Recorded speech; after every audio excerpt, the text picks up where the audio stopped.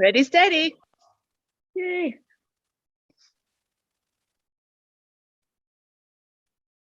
All right, I think we're live. Which, wow, look at us millennials really pulling it together. I am not a millennial. Uh-oh, That's getting very echo.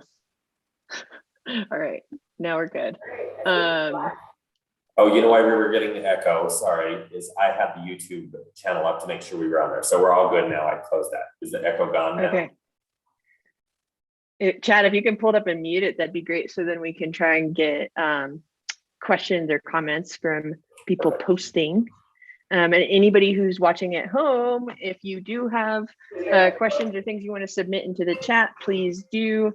I think you have to be subscribed, so only channel subscribers. Feel free to unsubscribe later. But for now, I wasn't sure how the comment on YouTube feed would go without some parameters on it. So I have so that up also, and I will try and watch on there for comments on the YouTube channel.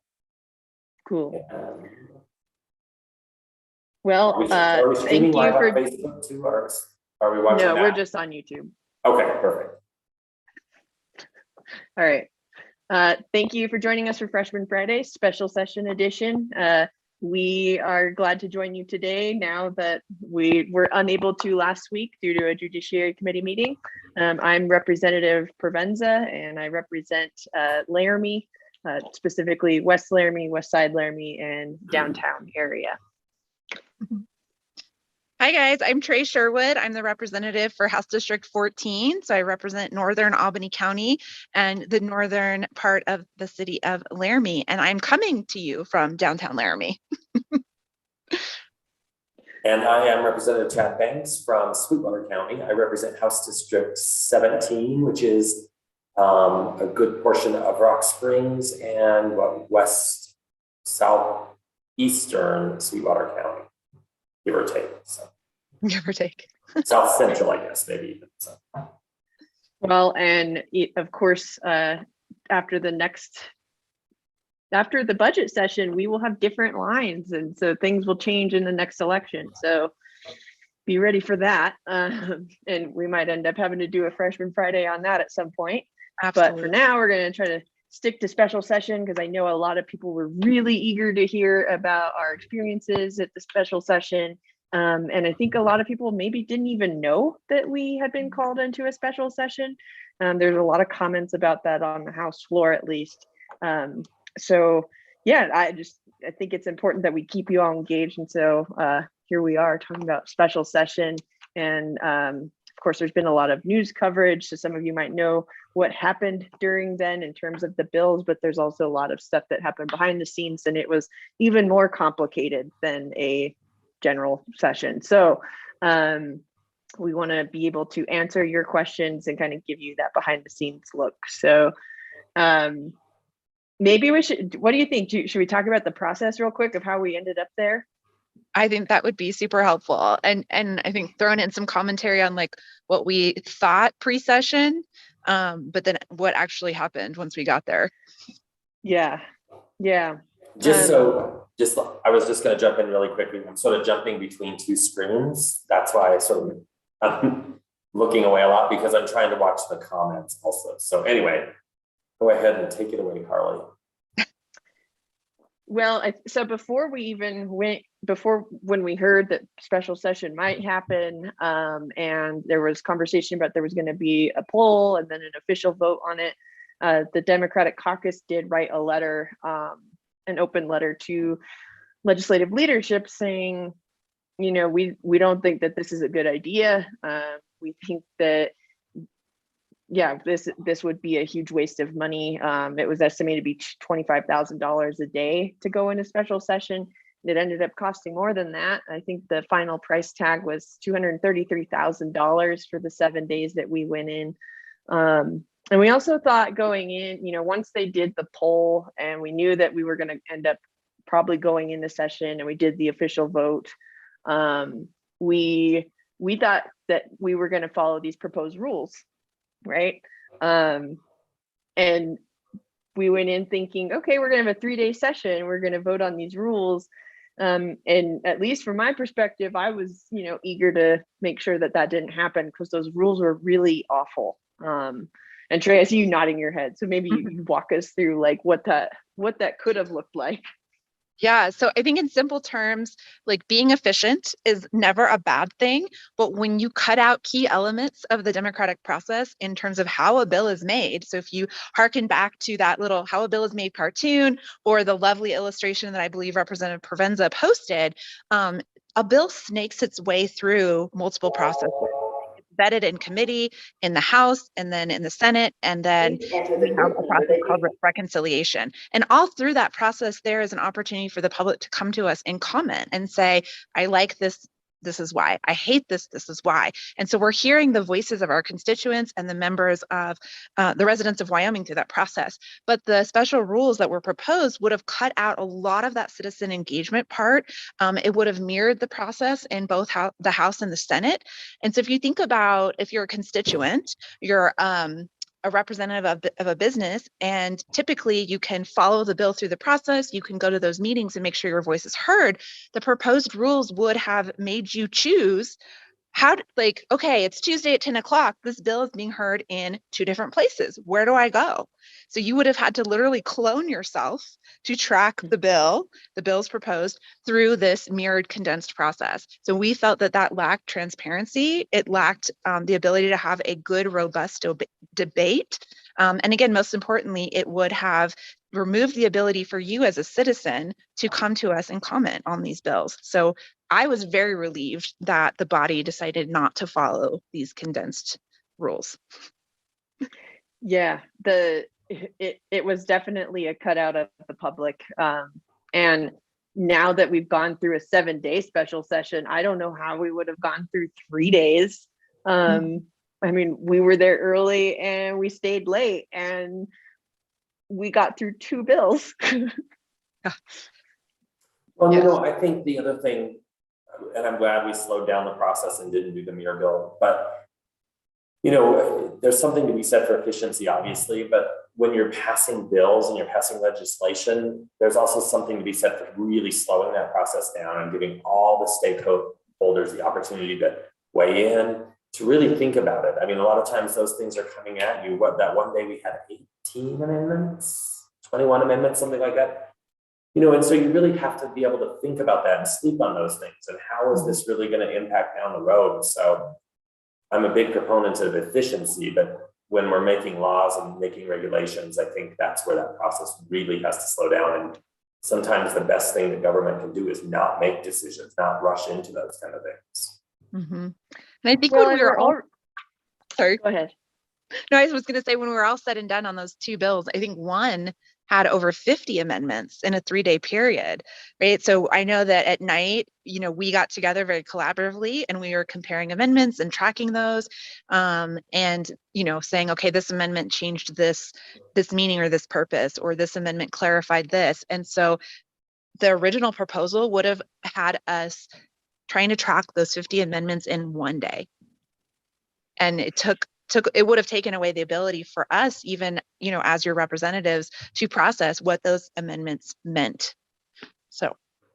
Yeah, and a lot of the amendments influence other amendments or the rest of the bill and just really changed a lot of things. And, and I just realized we haven't even said what the special session was about, which was the COVID-19 vaccine mandates that were, at that point, we didn't know what the OSHA rules were going to be. We didn't know what the mandates were going to be. And so it didn't make any sense to me to be in Cheyenne trying to write legislation to combat rules that didn't exist yet.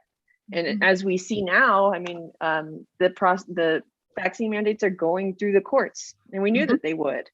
And so the courts are doing their job, and however they come out, but it's just a matter of the state of Wyoming was trying to take on federal overreach with state overreach. So it was overreach plus overreach equals just more overreach and confusion. Well, and I thought, I was going to say, I thought Representative Landon Brown spoke really eloquently about and he used this phrase several times, you're just swinging in the dark, right? Like we didn't know what the rules were. We didn't know what OSHA was going to do. We didn't know what those federal, I mean, we sort of had an idea about what we thought they were going to look like, but since they weren't promulgated, there was nothing to combat. And so we were just really swinging in the dark and hoping to hit something, hoping that, whatever we do was going to mitigate those issues. And like you said, it became, do you want a state mandate or do you want a federal mandate? Which are you supportive of, really? So. Yeah, and I mean, even going back to the rules and, going in. So the night before we're thinking, okay, we're going to have to debate these rules and we're going to have to like really kind of go down because the rules was so critical.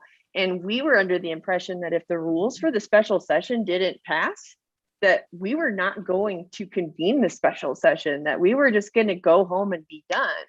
And from our perspective, because we were concerned about the constitutionality of what we were doing and alone the health impact of what we were doing, and kind of just looking at some of those bills and thinking like, we don't want those to go through.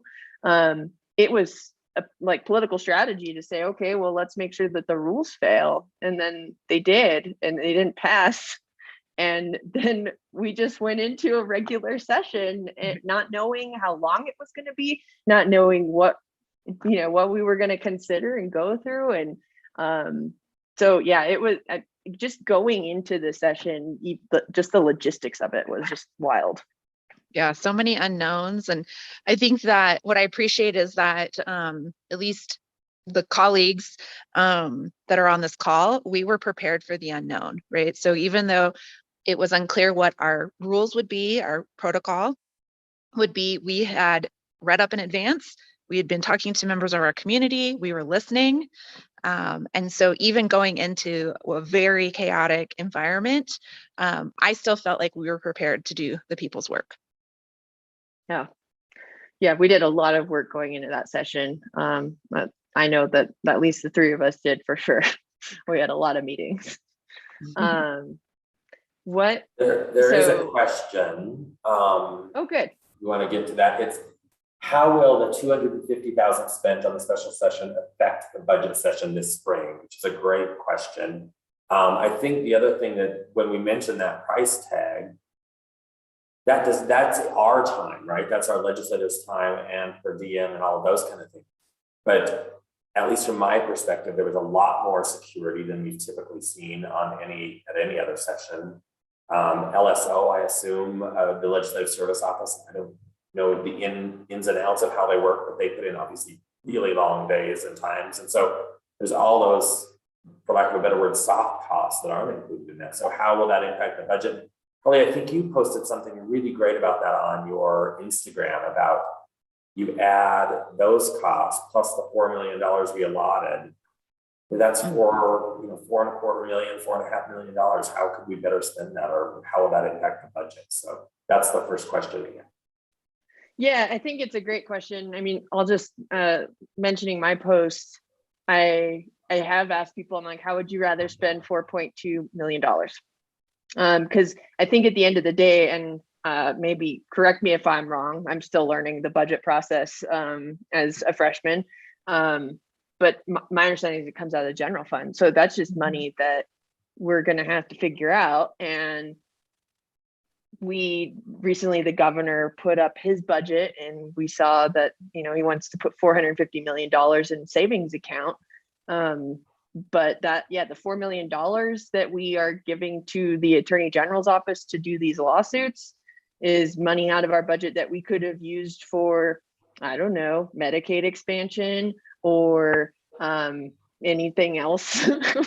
Well, when we're talking about that dollar amount, either the 250 or the 4.225, in the grand scheme of the state budget, that's really very tiny dollars, right? But if you're talking about cutting an agency, or you're talking about, is it the business council? We cut all across the board last year.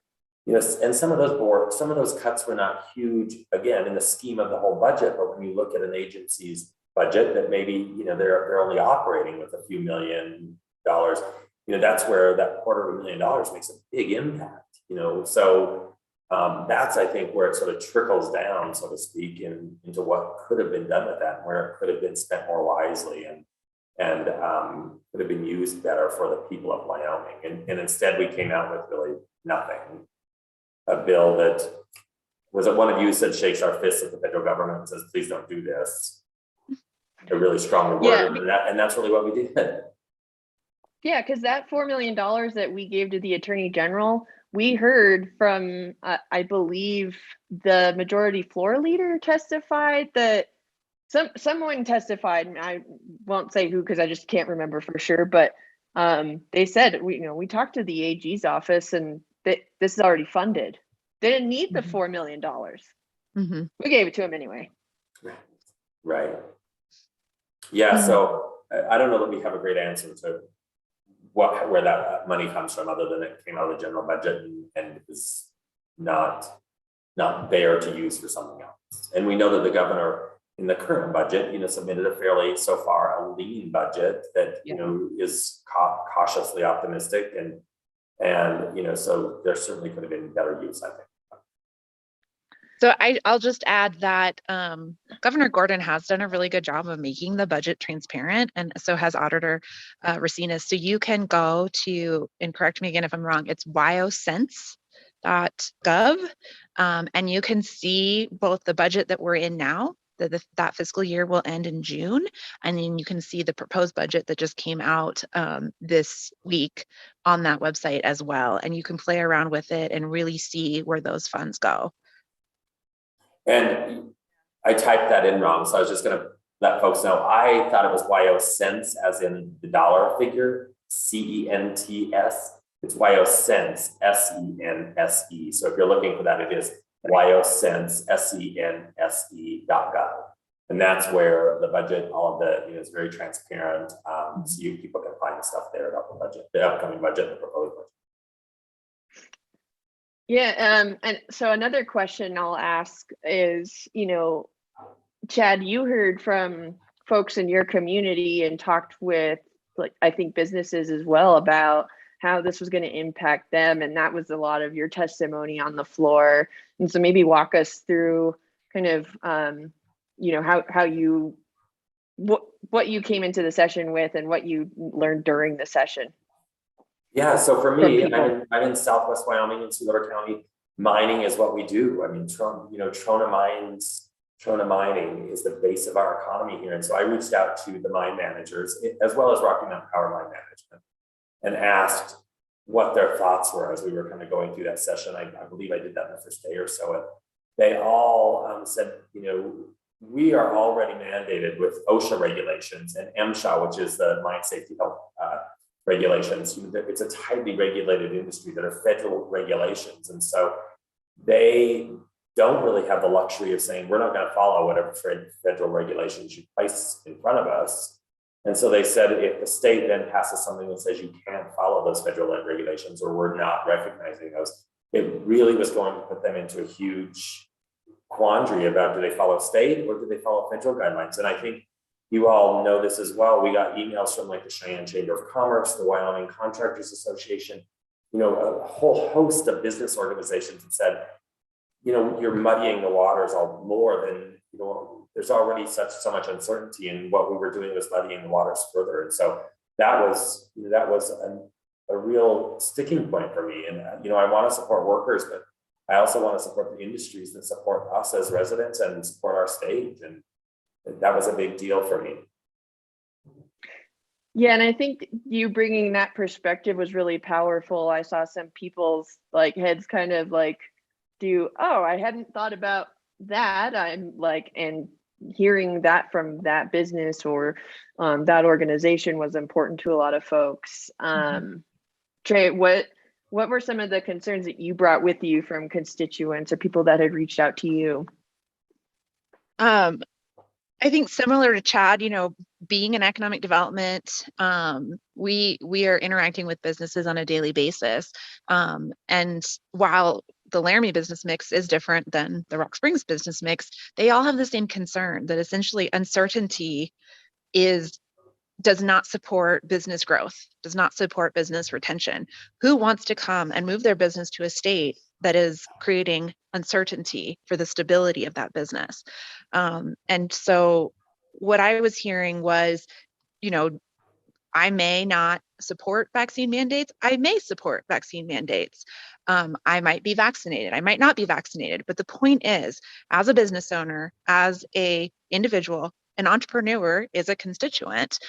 They want the ability to decide for themselves how to run their small Wyoming-based business. And so that's the freedom that we were fighting for, was the ability for our entrepreneurs to run their business as they saw fit. Yeah. And I'll just mention. Oh, sorry. Go ahead, Karlee.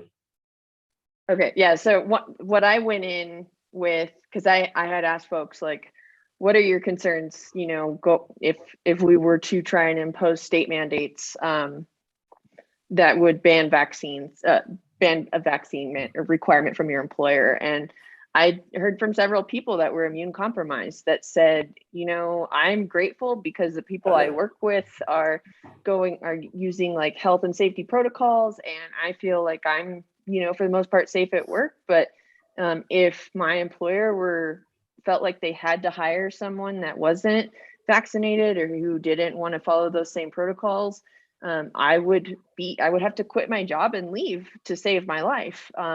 And so that really rung true to me as well. What were you going to say, Chad?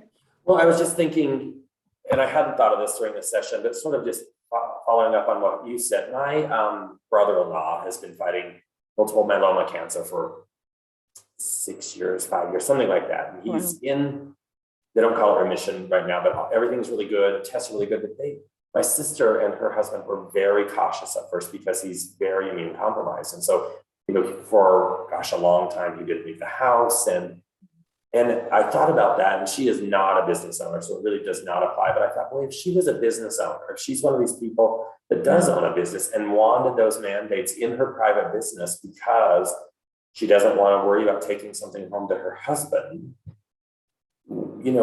some of those bills we were looking at would have precluded her from doing that. And the more I thought about that, I thought, I get it. I understand employee rights too, and I want to be cognizant of that, but I also want to understand those rights of those folks to protect themselves too. So yeah, I just thought that was an interesting, when you look at it from a real personal level, it sort of gets so muddy. Yeah. House Bill 1002 was the one that talked about government agencies, so Department of Health. And one of the moments that really stood out to me was when we were hearing that in our committee. So Judiciary heard that bill, and the Department of Health director came, and that bill would have, as it was originally written, put him in jail for following federal regulations that the Department of Health gets a lot of money from. And his comment was, I'm exhausted. Maybe a few days in jail would be restful for me. But these were the things that we were dealing with because we had these bills that came forward that really put people in strange positions, like our Department of Health. And I do want to recognize, and I thought the most powerful testimony we heard was from Representative Burt, who is a libertarian and was not. And I certainly don't want to put words in his mouth. And if I'm misspeaking, I apologize. My impression, and if I remember, he came out against the bill that we were arguing, which was House Bill 1. Was that 1 or 2 at that point? Mm-hmm. House Bill 1, which would have set up basically state mandates. And he said he is at risk of losing his job because he was not going to get vaccinated. That he felt that was his employer's right to ask him to be vaccinated, but he was not doing it, and I think he is at risk of losing his job here towards the end of this month, right? I want to say it was like the 22nd. The 23rd, I think, was when he said he would no longer be employed with. Very, very powerful and very personal, and he broke down several times about what that meant for him and his family, but he also was not supportive of what we were doing at that state level on that bill. And so, I just think it is an emotional issue, and I understand, and there's not an easy solution really. It really isn't. So you're right. That conversation about the freedom of the employee, and we are a right to work state, right. And in an ideal world, you have the flexibility to say, I believe in the mission of this company. I believe in the vision and the policies of this company, and you go to work there. And if that changes and your values no longer align with the organization, you have the right to leave. But in the same way we're fighting to preserve workers' rights, we're fighting to preserve that business owner, that entrepreneur's rights to set those policies and those vision for that company. And we do have another question, and I think Karlee, you put in the chat as well. What were some of the bills that didn't pass that y'all really wanted to pass? There was obviously one that was proposed and co-sponsored by all of us. I don't know if one of you guys wants to take that and talk about that a little bit. And we'll start there maybe. Yeah, I mean, there was one bill I would have supported. The rest of them I didn't want anything to do with. Trey, you want to break down what we were trying to do? I know you gave some really good comment when we took privilege of the floor to basically argue that we should pull that bill out of the drawer, and that was House Bill 1021, which was sponsored by Democratic legislators. Leadership, yeah. And I'm going to do my best here because my technology is failing me, so I don't have my notes in front of me. But the thought of that bill, that House Bill, essentially 21, was if we're going to tell the feds to keep out of our business, then we need to take care of our business, our people, our communities, right? And so we hear from constituents that there are still people falling through the cracks, that there are gaps in service in the way that those services are organized. So the bill would have provided resources to individuals who are sick with COVID, family members who are impacted with COVID, to make sure, and we're not assuming that everybody has the support system, to make sure that you have access to your medication, to food, to childcare. Because when you're home sick, you're not working. That's a lost paycheck. You can't send your child to daycare. That's lost accommodation, maybe lost days at school. And so we really wanted to create a system that would tie all of the nonprofits, all the social service providers, all those churches, all those organizations that care passionately about people and about the welfare of our citizens, tie them together, coordinate with them, and get them additional resources to make sure that people aren't falling through the cracks. Yeah, and that bill would have appropriated $20 million to do that, because one of the things we heard from, I believe it's my constituent, brought these concerns to us, is that it's not the same in every county. So in some places, people are getting some services and some they're getting none. And so really we need to fund this, and what else is rescue money for if it's not to ensure that the people that are currently in a COVID situation are taken care of? Yeah, I mean, people not being able to access their medication because they can't go into a pharmacy is extremely problematic, and not everybody has someone that can help them do those things. That should have been heartbreaking and really moved people into wanting to do something, because here we are saying we're going to not allow vaccine, or not allow employers to require vaccines, which would probably increase our COVID cases. It certainly wouldn't help our COVID cases. And we're not going to do anything to take care of the people that are struggling. Mm-hmm. I think, sometimes we get in sort of our own bubble, right? Where we, I guess where we don't understand that there are people on those fringes. I think that, as you both know, I had COVID, and I think I was released on October 10th. And so I was stuck in my house for 14 days. And so was my husband. And fortunately, I have a really great support system. I have great coworkers, and my daughters are here, and my mother and my sister. And so, we were always texting them, these are the kind of things we needed. And because I didn't realize how often apparently I go to the grocery store just to grab little odds and ends, or, and so, they went and picked these things up for us and left them at the front gate. And then when they left, we would pick them up. And, if you didn't have that support system, if you don't have that kind of system, there are some real problems for those kind of folks that are on the fringes and maybe don't have that support system. Mm-hmm. And I think that's still something that we as a state, we as a community need to be better at doing. And they did, when they, here in my county, when they did the COVID tracing, they asked that question: do you have people to help you get these things? And And I don't know what the policy is if I would have said no. I don't know that we have a great structure to run things around to people that are housebound for 2 weeks. Mm-hmm, mm-hmm. And the other thing that we wanted that bill to do was address mental health services for those in crisis. And so whether you were healthy and then going to see a provider on a regular basis, and then because of COVID couldn't go in and maybe needed access to telehealth, or had never had access to mental health services to start with, identifying those gaps and providing resources to pay for mental health sessions. The isolation that you feel when you're home that many days without a support system, and then trying to kind of re-enter the world after you've been isolated for that many days can be really difficult. And so in a state where we have the highest suicide rate in the nation, and we have a stigma about accessing mental health, this bill would have also addressed that need. Yeah, there were a lot of difficult conversations that we had on the floor about what services people could access and get to, and what we potentially could be sacrificing if we pass some of the legislation that we had. One of the biggest consequences, and I kind of mentioned this earlier, was that if we were to mandate, say, a government agency, our Department of Health, to not follow the vaccine requirement from the federal government, we could end up losing federal dollars for that.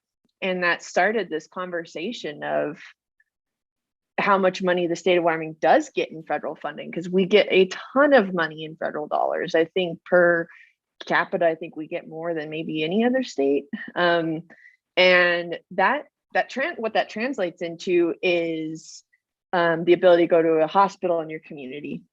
So a lot of hospitals in our small towns and our rural areas are basically completely dependent in many ways to be able to stay open because of federal dollars. So Medicaid. So we can reimburse a hospital with Medicaid money. But if we were to say, like, we're not going to follow your rules and, screw your federal funding, we don't care, that hospital's gone. I think probably every hospital in our state would shut down without Medicaid funding. You wouldn't have doctors in your town. And so it posed this question of like, okay, we're talking about freedom and medical freedom, but are people free if they can't go to a doctor? Are they free if they don't have somewhere to go, if they need to go to a hospital?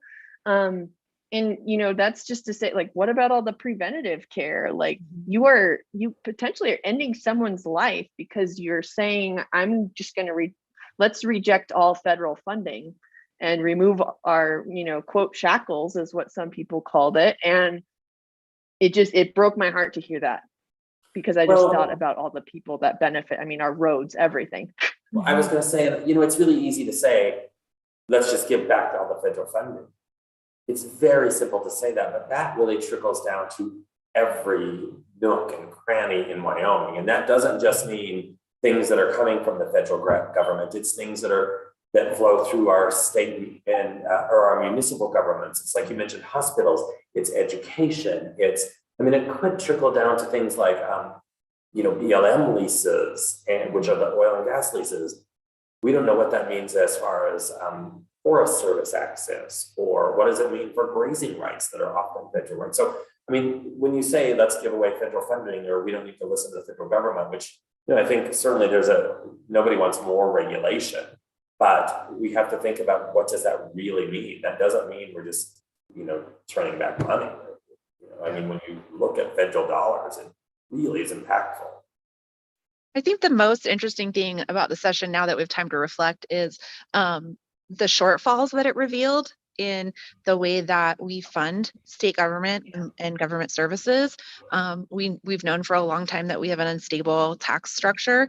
And like you said, Representative Banks, it's so easy to say, like, let's give away the federal money. Let's be more independent. That sounds awesome, right? For Wyoming to be more independent and have more control over how we provide services. But the reality is that we don't have the funds to backfill in place of federal funds. right? We don't have the willingness to raise revenue.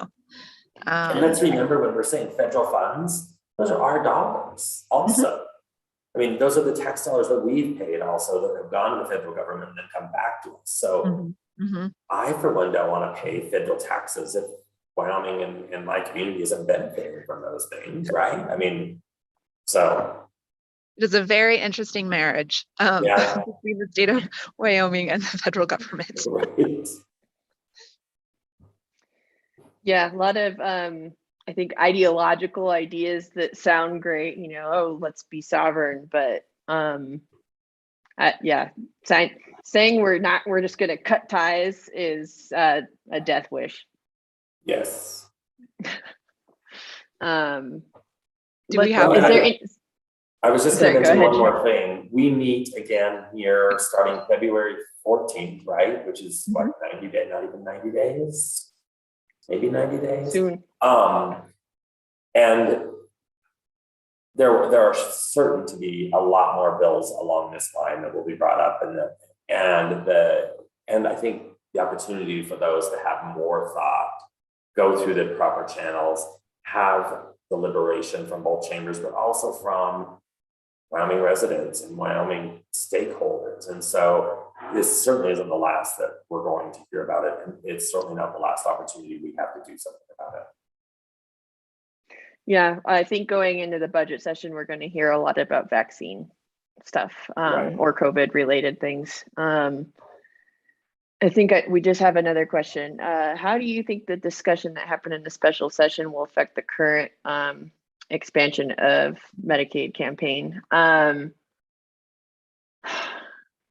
don't know. I mean, so I think like it showed those shortfalls, which I think was important. And, you know, ultimately we had 18 people who voted to basically cut all federal dollars and say like, we don't need any health care or any help with any of that. But I think that maybe because it showed those shortfalls, there are some folks that before maybe didn't recognize like how important some of this is. And there were conversations about like what that means.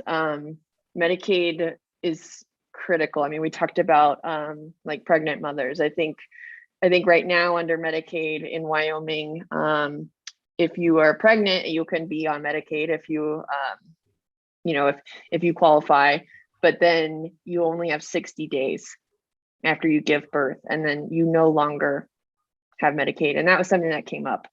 And so those are things that I think maybe other lawmakers hadn't considered before, that maybe is going to help kind of like get to them, or like, you know, persuade them to support Medicaid expansion in the budget session. I don't know, is there anything else you two can think of?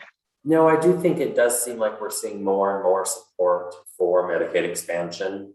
I mean, we heard it a lot at the last session. I don't know if that bill will make it for introduction during the budget session, which takes 2/3. It'll be interesting to see if we have any, you know, if that comes. I mean, it certainly fits in a budget session in my mind, but it'll be interesting to see if a bill comes through this session.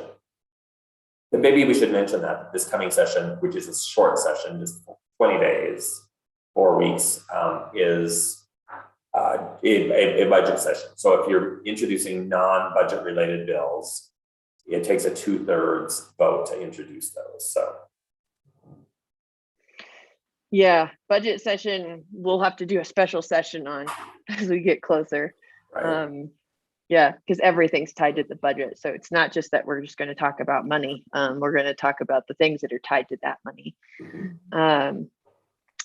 Anything else you all want to mention before, you know, we're at 40 minutes. I don't want to keep people on here forever. And I know that Representative Sherwood is on her phone in a dead zone. There's no internet or broadband here. No internet or broadband. Seems like someone should do something about that. Oh my goodness. Well, I want to, because I am a Pollyanna and I always lead with optimism, I want to ask you guys to share what was an unexpected surprise, a pleasant surprise that came out of special session. I was, and I don't know if surprised is the right word. I was really moved by Representative Burt's testimony. And that was really compelling to me. And it was very personal about his decision to leave his employer. So that was really, I don't know that surprise is the right word, but it was very, very, very moving. Mm-hmm. I'll say this. I walked out of there feeling like we did a good job. Those bills could have been really bad. Yeah. And Democrats, I think there were 40 amendments on House Bill 1001 in the House side.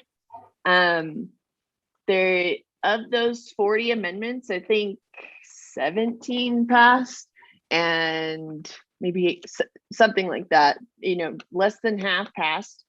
And a good chunk of them were our amendments. And those amendments they killed the bill. Right. So I think that we were really effective at being able to point out the huge problems with these bills. I know that Representative Sherwood brought an amendment, I think on third reading. She had to bring it twice on third reading. She worked really hard. But that was really a good amendment. I brought in an amendment that talked about knowingly. So really, we just beat the hell out of the bill. We should let Trey speak before she completely goes dark. Yeah. No, we worked hard. Trey, what was your favorite point? What did you walk away feeling good about? Not that it was ideal, not that it was perfect. I do feel like things were more civil than what I anticipated. So going in, it felt chaotic. It felt so ugly. The dialogue in the national news, even local media coverage felt very divisive. But being on the floor, having FaceTime, looking your colleagues in the eye, having conversations about where we could agree, where we didn't agree and why. Again, I can be a little Pollyanna, but I was really inspired by the level of civil dialogue that we were able to have. I think that's in this whole process. Obviously, we're brand new. We've only been through not even a year yet. That is the one thing I take away from the whole process is how civil we are to each other. How there are such rules on what you're allowed to say and what you're not allowed to say, and how valuable that is, I think, is immeasurable. And Washington, I think, could learn something from us a little bit on how we do that and how we treat each other. And that doesn't mean we always agree, and it certainly doesn't mean we're always all friends or that we're going to go for coffee. But it does mean that we don't call each other by name on the floor. We don't disparage each other. We don't, so I do think, and that we saw some of that. We saw what happened when that did happen. And I just think that's always, I'm glad you mentioned that, Trey, because I think that's such a thing that I take away every time we meet. Mm-hmm. That it is about debating ideas and not each other, right? Mm-hmm. So it really is about the policy and not about the individual. Right. Yeah, and because I can't resist, I would just like to say that I think that the Senate could learn a lot from how we interact with each other. House has been pretty good. The House is fun. It's a fun place to serve. Well, usually. I would just encourage, I know we're wrapping up, and I would just encourage everyone to stay engaged, especially as the budget is, as things develop further on that budget. We go into session on February 14th. We're in committee meetings throughout the next few months. But stay engaged and let us know your thoughts on the budget process, where you would like to see money invested, and particularly that ARPA funds. We have not spent those in Wyoming yet, and I personally would like to see us do, and I don't know what those are, big projects. This is one-time money. Let's make some grand gestures with that. But anyway, if folks have ideas, contact us and let us know what those are. Keep engaged. Fund healthcare. All right, folks, thank you for joining us. I don't know how to stop a live stream. Oh, I found it. Okay. All right. It was great having you. Thank you. Reach out. Thank you, Representative Sherwood and Representative Banks, for being here today.